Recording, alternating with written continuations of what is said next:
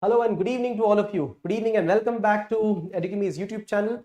My name is Harsh and in this video we shall discuss the feature news for today, that is on high frequency indicators, the high frequency data that the government says will be using to be able to plan its future course of action, interventions by the government for social sector initiatives, for economic initiatives. Right? Welcome to all the people: Hima, Peace Lover, Netra, Ashish, Amlan, Babani, Ravi, Kanupriya. Good evening to all of you and thank you for participation. Thank you for acknowledging the kind of efforts we are putting in. Really appreciate this. And I'm sure that you also have started to see the change in yourself. Some of you have mentioned this. And there is a resistance to writing. This is something that that happens when we do it by ourselves, when we are alone. This is why structures are made. I tried to do this online and you people are actually getting benefited. So great that your participation. Peace Lover says they were very late, wasn't available for live session those few days. Yes, you weren't, but I didn't miss any of these sessions and watched later. Thank you, Peace Lover. But you watched it, but your active participation through offline comments also is important. So try attempting. It will take just 2 minutes for you to put in random answers, even if it is randomized, but then at least it will make your brain think on those lines, right? Let me share with you those keywords, some beautiful keywords that you have used, right? And how you can even more make them concise. See, the idea should be to speak less but say more. Bolo kam, lekin it should represent a lot. Let me give you the example of one of the answers that I had myself written. This is the answer. I have shown you this specific answer previously. This is on cyber attacks, right? And this answer can actually become many multiple answers. The point I'm making, and I will put a component of this answer in the question as well, today's question. Now, you see the heading here of the answer, the subheading is inadequate cyber protection, hasty transition, less secure digital networks. These are the keys. These are the keys. And after that, you explain it or you give the example. So that's what I want from you, not the explanation right now, just the keywords. Warfare against emerging economies. High profile targets. And look at this: innovation in architecture. What kind of architecture do we need in our country to be able to ensure that we do not have these kind of cyber attacks? Zero trust, zero access, least privilege principle, data minimalization, multiple factor authentication. This is only data architecture, and there are 4 different kind of strategies that I have provided here. See, critical information infrastructure, how to protect that, institutional presence, how to do that, preventive measures. So there are here. Point I'm making is that if you have these keywords, you will be able to expand it in 2 pages, in 5 pages as well, right? So let's look at the keywords that you have put here. So that let's make them concise. No, Ashish says question on methodology. Just write the word methodology, right? Blurred image and satellite data due to air pollution. Say inaccuracy in image collection, right? Programming may miss some sections. This is good. I understand what you want to say. All I think you want to say is exclusion errors, right? In algorithms, dependence on technology. All right, good point. Consumption of electric power, right? So all right, agree with you. Hima says delays. Delay, I understand. Use the phrase inordinate delays. Inordinate. We don't even know when the data gets released. Use that word, inordinate, right? Comparability and quality of estimates. All right. So you were speaking of accuracy here, right? Use that word accuracy or credibility. That's the word here, credibility of data. Then examples presented, absolutely agreeable examples, no problem with that. Anonymous says the word amorphous data. See what a beautiful word used here. Use that word, amorphous data. That means it is not crystallized. We have huge presence of data and it is not being used properly. Amorphous data, good word to use, very good. Expediency, that's the word. Hima, Anonymous has written it right here. Data localization, another good word to use, good. So these are the words, small phrases, but they capture huge meanings. That's what I'm talking of. When you write the answers, these are the words. If you know them, you will automatically be able to expand your answers. Have 4 words on the issues side, 4 on the advantages side, and some data. Your questions will serve everything that you need. right? So this is what I want to convey to all of you, and you must be able to look into each other as well. Jitna gyan, knowledge will only increase with participation. Brain is like a parachute. Once we open it, then is only when it is life-saving. So do not refrain from sharing whatever you have. Share as much so that you become more knowledgeable with others as well. Okay, right? So others as well, you people have written very good points, just that it needs to be more concise. I'm challenging you here. I'm challenging you. Not that what you've written is wrong, just challenging you to develop yourself to the perfect levels. We will set up on excellence, and you will see every question you will secure 7 marks out of 10. Rank will be overpowered with anybody else, right? So yes, now let's begin the conversation. Hello Pooja, hi Sam, welcome back. Hi Ravi, Kanupriya, Ravi, Babani, Amblan, Ashish, Netra, Hima, Peace Lover. Everybody welcome. People who are not even mentioning their names here, no problem. But at least if you do that, offline or online viewers, I'll be able to take note of who you are. We'll be able to help you even better, right? Right, so let's begin this interesting discussion of high frequency data for policy making. Now, when the government declares that they're going to rely on 80 high frequency indicators, what are they? What are we talking of? Right? This is the time of data dependence, right? Data is being mined just like oil is being mined around the world, right? Presence of immense amount of data, as one of you mentioned very clearly, the word is amorphous. Amorphous data is present all around the world, and the government says that they will be using all the data generated to be able to create policies for us. Right? Earlier, the method that was used for policy creation was the waterfall approach, in which the policymakers would say, I know it all, we know it all, and we will tell what is to be done in perspective planning, in long-term planning, and then 10 years, 15 years plan, long-term planning, it would be divided into 5 years plan, single year plan, and then monthly plans, and this is how they would be executed.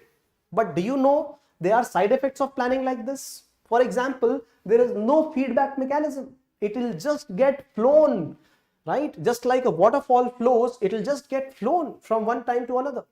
And this has led to various impacts also. Let me show the impacts with you. Example is the creation of big dams.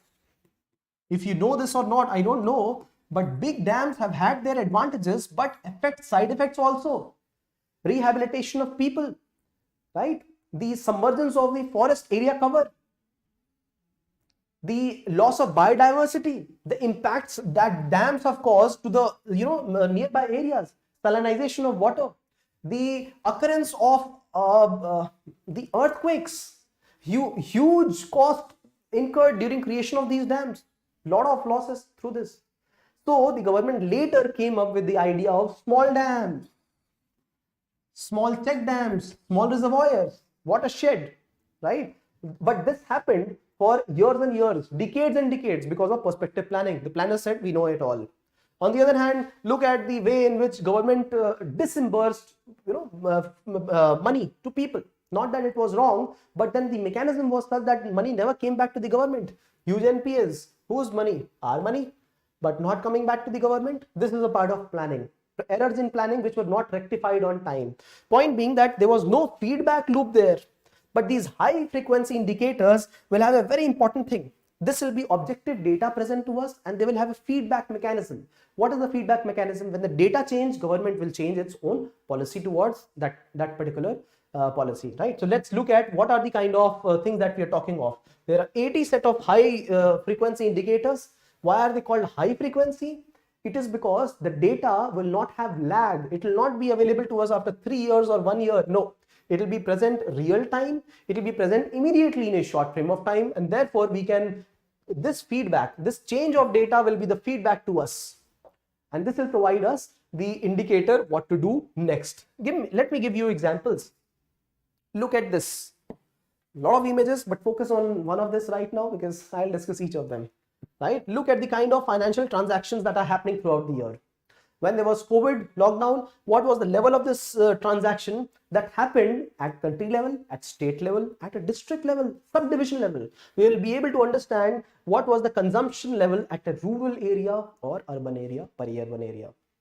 Similarly, if government knows the consumption level at KBK districts in Odisha, Kalahandi, Bolangir, and Koraput districts. Those districts which are very, very backward. So, or aspiring is the word. Aspiring is the word. Aspiring districts in Odisha. If the consumption was less here, if online transactions were less, even during times of COVID, this place needs more amenities right now. High frequency indicator. Example proven? Yes. Look at the kind of automated data, these gates, AFC gate, automatic fare collection gates present at the toll collection in the highways, right? So they will be able to tell what is the level of people movement in the country along the highways. Not only that, the logistics data. Look at the air logistics, shipping, inland transportation, rain, or people movement. The e-way bills and logistics all can be calculated, and government can know what is the demand level at various places. Not only that, look at taxation. Through indirect tax collection, every 3 months or every month, government is able to understand what is the level of business happening in the country, goods and services creation and delivery in the country, right? Not only that, look at the PDS distribution of the food supplies, public distribution system in a country, the largest in the whole world. If this is automated, which now it is linked to Aadhaar and mobile phone numbers. If it is done, which is already done, it is providing us an assessment, the government, the assessment of what is the level of dissemination of these food grains throughout the whole country. Prime Minister's PM Garib Kalyan Yojana. Through this program, government could deliver food to 80 crore people in the country during COVID time. So this was a high frequency indicator to us, right? Where are people based? Where do they need money and food? And these satellites are another one. Oh, huge, humongous source of information for all of us, right? They will tell about the population density of a place. They will tell about the night luminosity of a particular place. They will tell about the resource mapping of a particular place and traffic movement, everything, right? Cloud presence. And the power consumption, this also is another indicator. Oh, we got so many indicators, and over and above there are government surveys. They are also there. Online surveys, this is another mechanism. Look at COVID data, one of you presented right away, right? The COVID data was available through COVID app. Yes, and during these times, people were also mapped. The mapping of those people who are moving from one place to another who had COVID symptoms or carriers of COVID. Through this, we could also map those areas, and we could segregate places through this, right? Look at the kind of data that we have in our country, right? Huge collection of data through tax collection, power consumption, logistics, demand for goods, services, digital payments, satellite mapping, highway tolls, digital survey, import-export, PDS, and enormous of them. The point is that we have got a lot of data, and this data is a high frequency indicator. It has got frequency of changing also. The satellite, every second, every bit, it will change the data. Look at the tax collection, changes every day. Look at the distribution network, it might change every day, every time. The demand, consumption will change with time. The point being that these are high frequency indicators with feedback loops. Government is going to get dependent on them rather than the old method of waterfall approach. So here, as I had mentioned very clearly, agility in government policy making, right? This is the topic of today's discussion, no? The high frequency indicators in policy making. Agility approach dependent on these kind of high frequency indicators, and safety net. What are these safety nets? These are the programs government will keep raising for all times to come, depending on the agility of the government also. Okay. So this is what is the strategy adopted by the government, and this is the policy making that we are talking of based on the agility approach, based on the high frequency indicators. The census itself will be enormous data, right? This decennial census conducted once in 10 years. Now, if we are looking at a digital census for the country, this is not only going to be a faster, expedient process, this will also provide us data at a faster pace, right? So this is going to be enormously beneficial for all of us, right? See, the difference between past and present is this. Earlier we had small volume of analog data physically jate the, collect karte the. We would collect them physically, and they would not even be integrated, and it was small volume, right? Lesser volume of data. But now we have more volume of data, collected at very frequent times, highly changeable in a short span of time, high frequency, and this is also carried out digitally, lot more integrated. India, one tax, one code, one country, one labor code, so many codes for one whole country, right? So this is the data revolution that we are talking of. This is providing revolution to not only economic aspects of life, providing government services. This is also revolutionizing the social sciences as well. How people, what is the consumption behavior? How do they behave when they get finances? What happens towards the end of the month? What happens towards the beginning of the month? Is it not true, right? If you are living away from your home, your parents would be giving you money, right, for your monthly consumptions, and we know that we can spend liberally towards the beginning, but towards the end we also start to become more frugal. We don't spend much. So your data and my data, everybody else's, at individual level and at group level, the government can exercise this kind of data and might, they might start giving you finances, right? UPSC aspirants, and yes, we'll give them something, right? So this is the agility approach that government might apply, right? Imagine if the government is giving UPSC aspirants one extra attempt, it is not just because of demand. It is also because of a lot of politics behind it. The number of aspirants applying, where are they applying from? Is there an election happening there or not? But extra attempts, not very great move for future career or overall lifespan of an individual. This is a controversial question. We'll not get into it, right? What has it led into? It has led into handling of the pandemic very well, right? Not only CoWIN portal app, also mapping of the disease itself and segregating people. Look at the growth and inflation parameters. They are all dependent on these kind of data. And if they come once in a quarter, once in a year, or once in a 1 month, that is too slow, right? We must be able to track growth and inflation at a very faster frequency rate. This will help. This data will help. Targeted beneficiary. If you are able to target the beneficiary, right? This amorphous data can be converted into organized piece of information for the target beneficiary, right? Data becomes more focused. So the keywords is what you got to note from the Gazette, from what you guys have written, and there are innumerable ways in which all this information can be utilized. We have spoken of the positives, but there are negatives also, right? The credibility of the data itself. I had spoken, none of you have mentioned that. Yeah, you have mentioned, one of you, I think Ashish has mentioned this point, that the data that we get from the satellite itself, the resolution might not be clear, right? It is absolutely true. Data credibility, if there is smog cover or if there is cloud, the data was to be based on high frequency indicator changing every moment, but we won't have the changing data because of smog cover or cloud cover. Credibility of data in question, right? Look at the credibility of data when we speak of the pollution during celebration times, Diwali times. The indicator says 999 when we see the levels of particulate matter, because the data is not available above 999. This is what is the questioning of credibility of data. We don't have the accurate data only. And on the basis of this only, we will be able to further understand how to reduce the pollution, whether cracker burning should be utilized or not. We don't have this data. Whether it is 5,000 or 1,000, we don't even know that, right? Technical glitches, right? Technical glitches in collecting that information, right? Methodology for analysis, the algorithms that have been selected, if you know that. One good example is the ease of doing business. When ease of doing business is calculated for the whole country on the basis of only Mumbai and Delhi data, and that too only on proprietary business, on specific type of businesses, then this is not complete analysis of the whole country. The methodology adapted is not clear cut. Ease of doing business. All of these, if you look at the hunger index itself, again, it was criticized on certain basis. If you look at the freedom index around the whole world, freedom of press index, all of them criticized on methodology of collection of data. Yes, there will be criticism. There needs to be criticism because none of these are global level institutions which can have credible data all the time, right?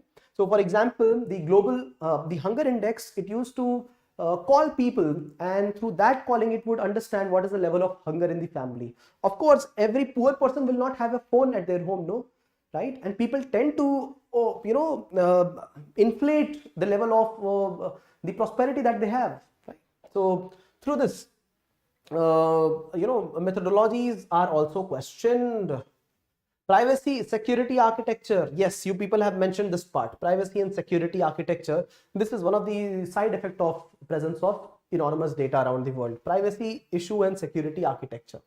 Exclusion of many people. Kisi ne nahi bola. Nobody said that data collection can also exclude people. It can exclude people, no? Yes. Redundancy of data, amorphous data. Some of you mentioned. Very good point. Now, how can we be assured that all the data that we have collected is going to be utilized? Look at the enormous data. There is no structure for analyzing and using all the data at this time. There is no structure for us. So what is the data that has to be removed and what is the data that has to be utilized? We don't even know that. Abhi to we are only collecting data. Every day in Hindustan Times, every day in the Mint, every day in Times of India, you will see so much of data. So much of data. I feel like presenting a screenshot to you and giving you an analysis of each of the topics, but I feel the futility because that is going to change every day. I want to give you that kind of content which is credible, which is going to be credible for a mid or longer period of time. So enormous content of data is available here and it is largely redundant. It is going to be useful for that day, that month. It will change eventually. And climate change, see, data driven atmosphere can also impact climate change. You have mentioned very well, some of you, the impact on energy availability, right? So these are the issues that relate somehow directly or indirectly to data governance, right? Now, what is the solution here? So one of the part of it is right here. If you have an architecture for data which is dependent on this is about security of data. Security, zero trust, zero access. Suppose if we do not trust the person, we will not give them access. If they are not able to give their password correctly once, no access to be provided, no second attempt, right? So this is one good format. Least privilege principle, right? So if I do not deserve to know something, I should not be part of it. If I do not deserve to get inside this door, if there's no requirement, I should not be getting in. There should not be any approval for it for me. So this is least privilege principle for data security. Data minimization. If my data is not required, suppose if my salary is not required by IRCTC for my ticket booking, they should not have it. Data minimization. And multiple factor authentication, right? Authenticating the same person through their phone number, through the password on the phone, and through another digital password that they have, or fingerprint analysis, right? Multiple factor authentication.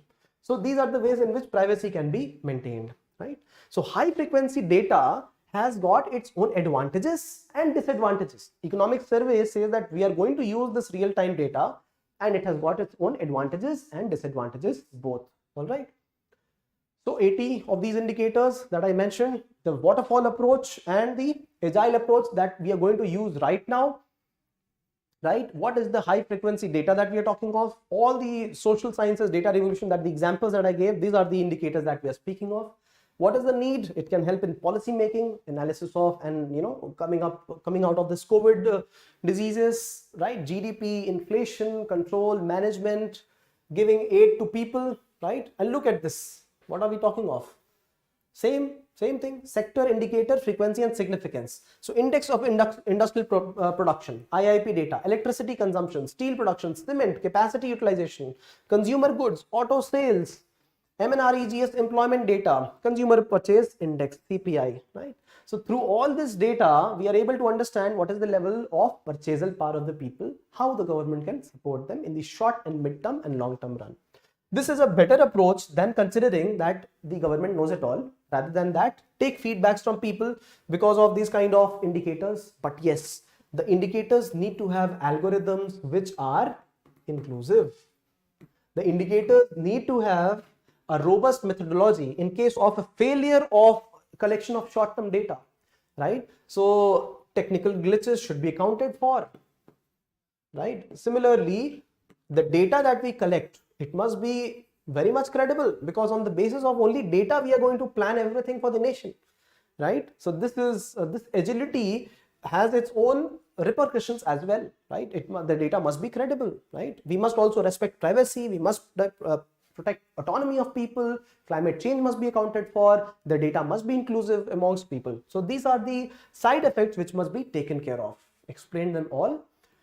Right? High frequency data on labor market bridges critical gap in Indian statistical framework. See, a lot of people depend on this data, and their rosy roti, they break the bread of the day with the help of timely provision of these kind of data. Right? Real-time health and disease data can track the potential cases of infection. Right? And granular level of data. See, more granular economic data, it has got its own advantage and disadvantage, both of it. Right? What are the challenges? We discussed them as well. Right? So they are high frequency indicators might not be as reliable all the time. Right? They can be used as complementary to the traditional methods, but not viewed as the primary dependents. Right? All right. So we spoke of all this as well, the challenges. And the way forward is, yes, using both of the data, right? Comparing them with public statistics, understanding them, using a reasonable way of going forward, collecting the high frequency indicators along with the traditional data, both of them, right? And this is how the government should plan ahead. All right. So what have we studied today? See, whatever we had to know now, high frequency indicators or high frequency data, this is sufficient for you to answer a question. And not only this topic, this data collection is going to help in many other topics to you. So whatever we had to know, we have known already. You have to think like that. You must not be in fear of missing out. FOMO. और क्या है? और कहाँ से पढ़े? क्या पढ़े? इतना, there's a 3-page article. There is a half-an-hour explanation. You've covered so many points by yourself. Pick it up. Pick it up and remember this. Memorize this. This will help you in the next 2 years of your preparation, or while you go to LBS and NA. It will help you in Labasna as well. So what did we cover here? We cover in high frequency indicators the government approach, the changed approach, right? We covered that, agility and barbell and the previous indicators, right? Now we also understood the levels of data collection, various levels. I showed you 10 examples of how government is collecting data. We understood the advantages of collecting this type of data. We understood the disadvantages of this. We also studied how to manage both of them together and go ahead, right? So what is the wisdom and way forward? Wisdom. This completes a topic like this, a theme like this. It will help you in many other ways as well, right? Many other questions, data, you can introduce directly there, and you can look at the advantages if such are asked, or the issues. Question for today is discuss the importance of high frequency indicators in effective policy making. Only the importance. So advantages of this. And towards the end, in a question like this as well, you have to balance in the last paragraph saying that data is two-edged sword. Two-edged sword, a good phrase for you to use. Two-edged sword, and it must be nominalized. The usage of it must be nominalized. All right. So let me see if there are things you want to ask or say. Climate change fits everywhere. Climate change might fit everywhere, but what gives you the credibility of providing climate change here is the data or example that you put, right? So climate change might fit everywhere, absolutely, but you have to adopt that strategy of using the data. If you use the data, climate change will exactly fit at the right place. Give the example of the data center shifting to India and the energy usage extremely, which is going to increase in India. Why China is not using these data-driven technologies, or data centers in Netherlands and developed world are shifting to India. We have discussed this, no? So you need not only put climate change, you need to put these examples here. See, we have all studied together, no? So this is the point I'm making. Only the keyword will not make the right impact. Use the example or data along with it. I do it with every point that I write. To ensure that I give the example of what I am saying, it is reinforcing my content. And every point is reinforcing the theme itself. If this is the question, every point is reinforcing the theme that has been asked to me. And this point is getting reflected in the example and data. Imagine that. Right? This is high level of integrity. And once you get a taste of it, you will be completely aligned to the answer writing. That is what is required, and you will start scoring them. right? You will start looking only for that input which will serve the question well. And I want you to look at the syllabus through this. The whole syllabus must be looked, because you people are putting in so much of effort, consistency is here. Look at the whole syllabus and see if you have covered health sector, if you have covered education sector, if you have covered skill development, if you have covered governance programs, online programs, e-chopal, what not is mentioned. So look at each of the themes and do you have a deck for each of them or not? If you have it, oh great, this is a high level of segregation. Then you can start also, spreading your roots. This is what is required. If you look at the featured news or the current affairs articles that we have covered in the last 8 months on YouTube itself, we have covered every theme repeated number of times.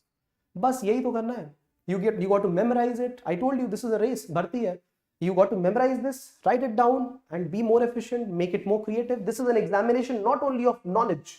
More than knowledge, this is the examination of confidence. This is the examination of competence, and this is the examination of presentation. You have to learn how to write an answer and you have to learn how to present it well. This is an examination of confidence. You must be confident within. No problem that you're working. There are some of you who are working and watch this video at night. I'm in touch with you. So point being that if you have the confidence, this is sufficient. Answer writing is more important, right? And competence you develop through ADEC. That's what I want to say to you. All right. So through this, we come to the conclusion of this feature news discussion. We will meet tomorrow evening. And until then, keep noting down the important facts, data, figures. Keep participating. If you're being offline, type down the comments. If you have questions, please put them down. All right. Pooja, Amlan, Vakram. Sir, can you once repeat high frequency indicators? Yes, absolutely. These are the high frequency indicators. These are some examples of it. There are 80 such set of high frequency indicators that the government has looked at. See, power consumption, logistics movement, digital payments, tax collection, import export, PDS supplies, right? COVID availability, health, insurance, satellite mapping. No, there's no shortage of it, right? So this is it, Vakram. Bhavani, Amlan, Ashish, Hima, Netra, Harsh, welcome to all of you. Hi Tiasha and welcome. This will not be sufficient that you just participate in saying thank you and hello. You have to start participating through your question answers. I will know each of you through that. And don't worry, making mistakes is fine, right? We will learn through that only, rather than doing the mistakes in the examination. Let's do it here. Let's do the hit and trial here and then present it in the examination the best that we have, right? If you like this initiative, share some love through likes, comments and shares, and we will meet you tomorrow evening. Thank you. Thank you, Ravi. Good night.